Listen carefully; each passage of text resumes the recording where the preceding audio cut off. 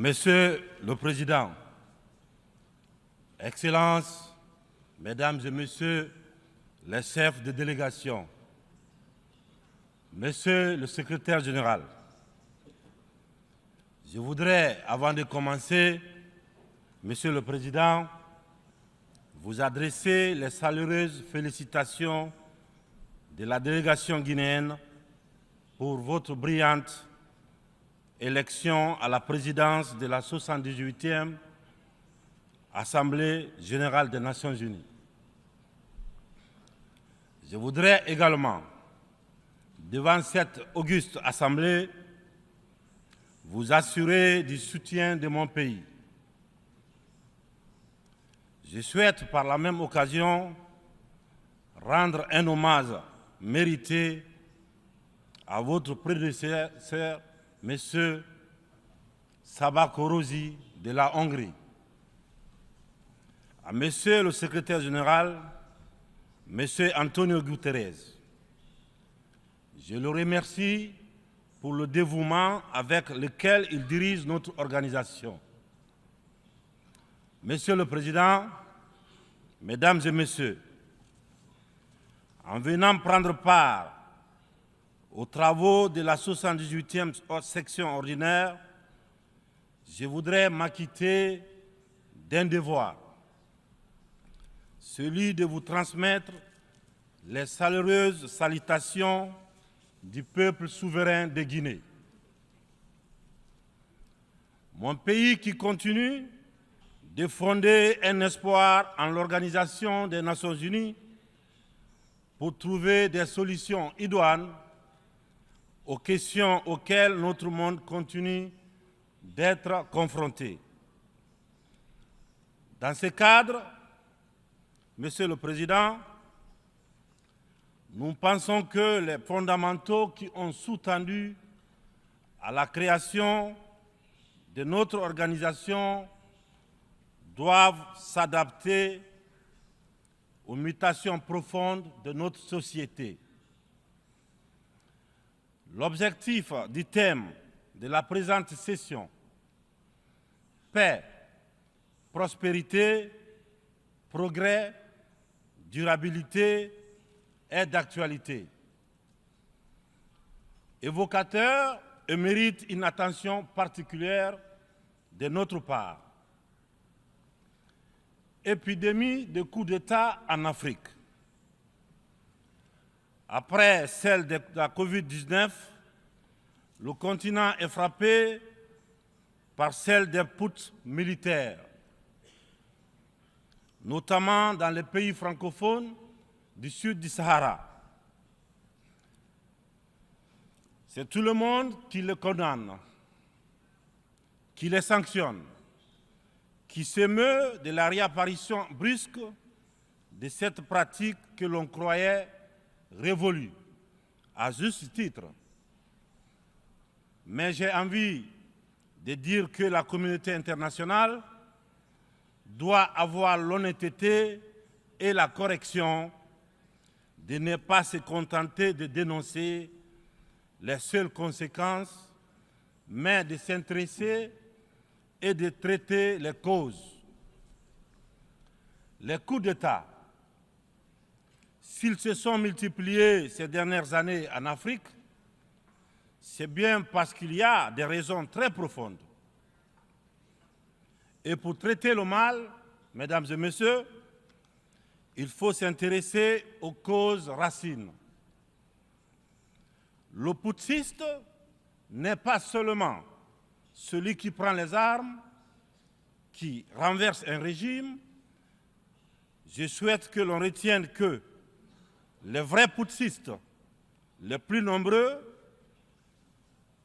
qui ne font l'objet d'aucune condamnation, c'est aussi ceux qui manigancent, qui utilisent la fourberie, qui trichent pour manipuler les textes de la Constitution afin de se maintenir éternellement au pouvoir. C'est ceux en col blanc qui modifient les règles du jeu pendant la partie pour conserver les rênes du pouvoir. Voilà les putschistes les plus nombreux. Monsieur le Président, Mesdames et Messieurs, je fais partie de ceux qui, un matin, ont décidé de prendre nos responsabilités pour éviter à notre pays un chaos complet, une situation insurrectionnelle. Aucune force politique, toute complètement neutralisée à l'époque, n'avait ni le courage ni les moyens de mettre fin à l'imposture que nous vivions. La rectification institutionnelle à laquelle mes frères d'armes et moi avons pris nos responsabilités le 5 septembre 2021 n'était qu'une conséquence de cette situation de chaos qui avait fini par fissurer le tissu social et mettre à mal le vivre ensemble.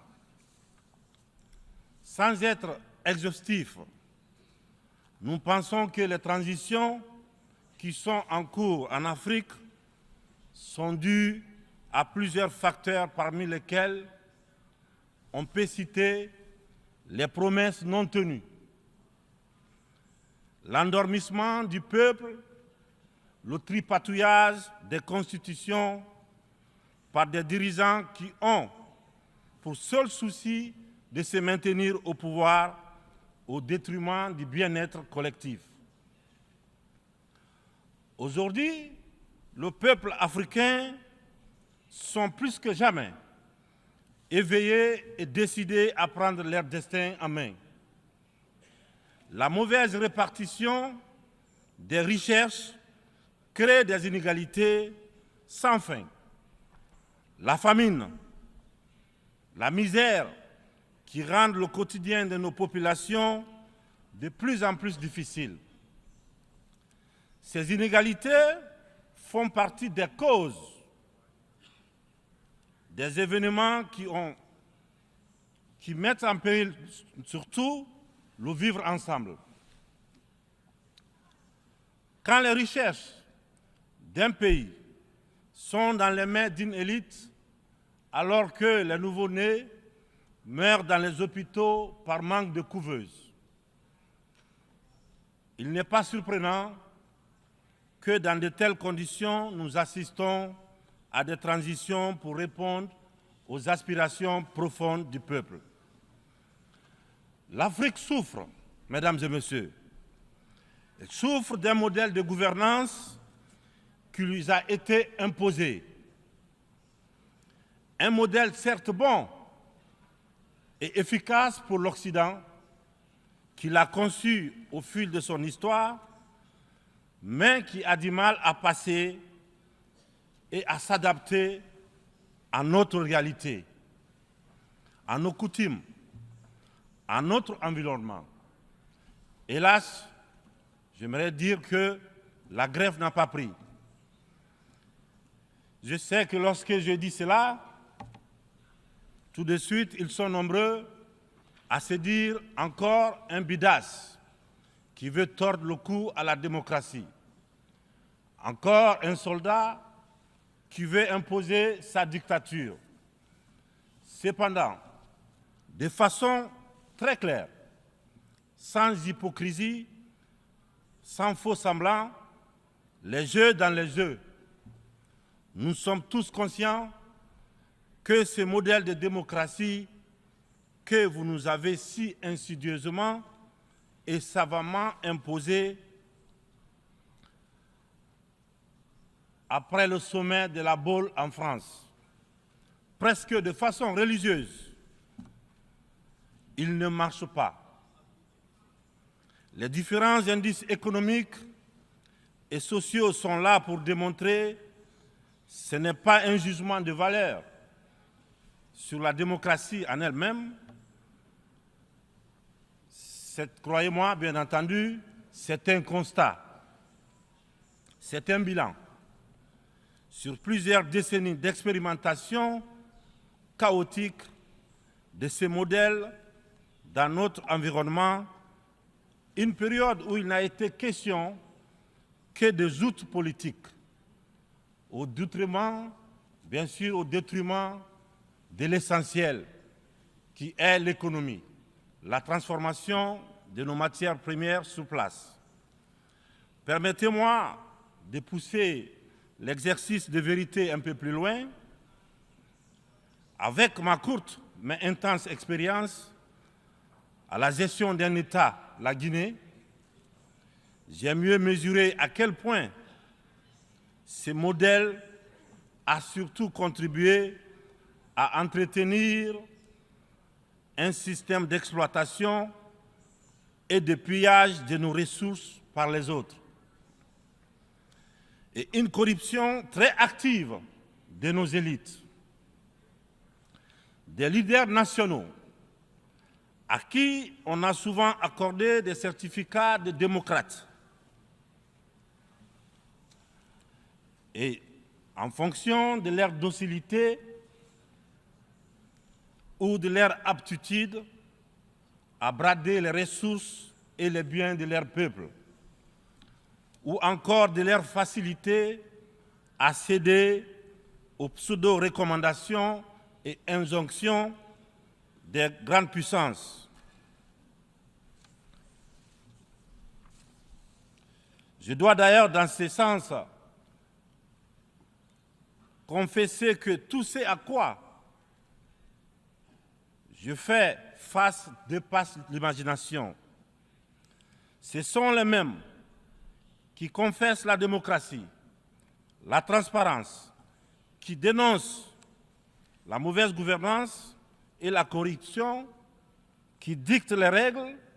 C'est eux qui en offrent très discrètement et sournoisement redoublent de pression pour nous faire céder notre patrimoine dans des contrats léonins. Je comprends certains dirigeants, quelques-uns de mes prédécesseurs, qui, parce qu'ils avaient des fragilités, parce qu'ils étaient sous pression, ou parce qu'ils traînent des casseroles, ou surtout parce qu'ils avaient des agendas politiques, ont cédé à ce qu'on leur demandait. Je les comprends sans les approuver. Certains m'ont même rappelé que si j'avais un agenda politique, je serais moins à l'aise pour mener à bien les réformes auxquelles mon gouvernement et moi nous nous sommes attaqués. Une chose est certaine, nous n'avons qu'une seule préoccupation, le bien-être du peuple et le vivre ensemble. C'est cela notre priorité. C'est pourquoi la transition que je dirige a choisi de se consacrer avec méthode en fixant les objectifs clairs dans un ordre précis. Le social, l'économie et le politique.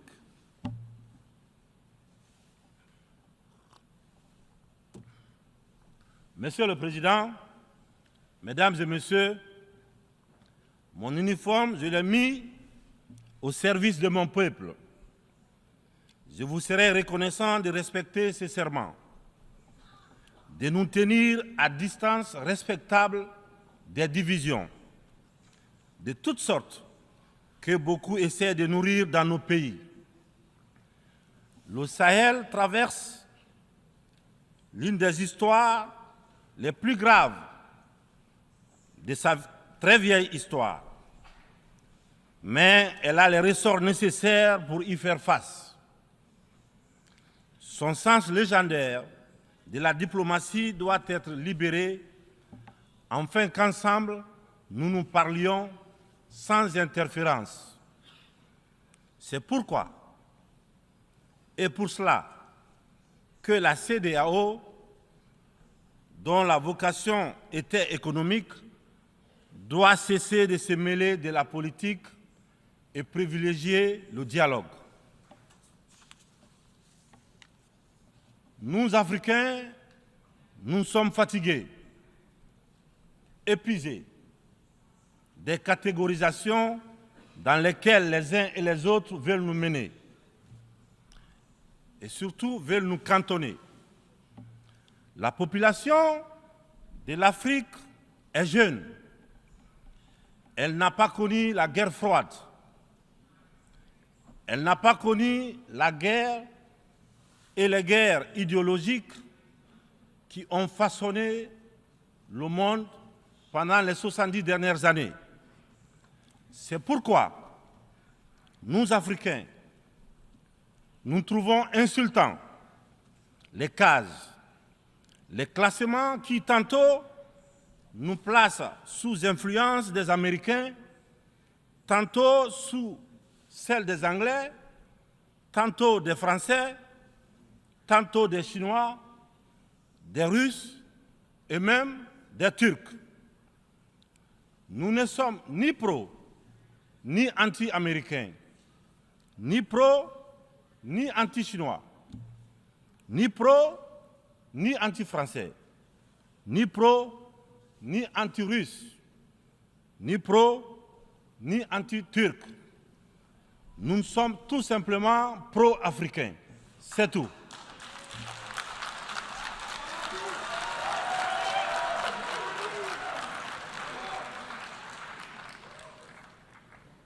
Nous mettre sous la coupe de telle ou telle puissance est une insulte, du mépris, du racisme vis-à-vis d'un continent de plus d'1,3 milliard de personnes. Il est important, dans cette prestigieuse et influente assemblée, que l'on comprenne clairement que l'Afrique des papas, la vieille Afrique, c'est terminé.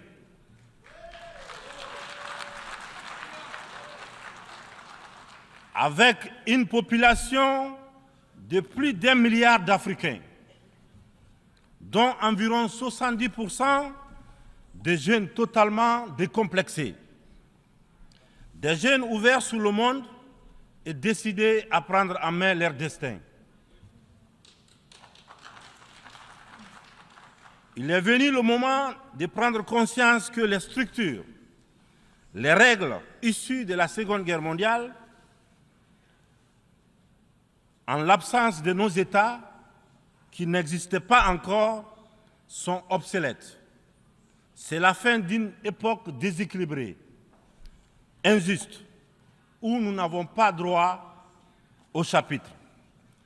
C'est le moment de prendre en compte nos droits, de nous donner notre place, mais aussi et surtout le moment d'arrêter de nous faire de la leçon, de nous prendre de haut, d'arrêter de nous traiter comme des enfants. Rassurez-vous, rassurez-vous, nous sommes suffisamment grands pour savoir ce qui est bien et ce qui est bon pour nous. Nous sommes suffisamment matures pour définir nos priorités, pour concevoir notre modèle qui corresponde à notre identité, à la réalité de nos populations, à ce que nous sommes tout simplement. Nous vous serions fort reconnaissants de nous faire confiance et de nous laisser mener notre barque comme vous l'avez permis dans certaines régions du monde. Vous l'avez permis en Asie, en Proche et Moyen-Orient, pour ne citer que cela. Cette infantilisation est du plus mauvais effet pour une jeunesse africaine qui s'est émancipée. Dans ce contexte, nous sommes tous interpellés et appelés à procéder à une meilleure analyse de la situation en vue d'initier et de poursuivre de nouvelles politiques au bénéfice de tous. La communauté internationale doit regarder l'Afrique avec les yeux neufs Elle doit entreprendre avec elle désormais une coopération franche dans un esprit de partenariat gagnant-gagnant. Je vous remercie de votre attention.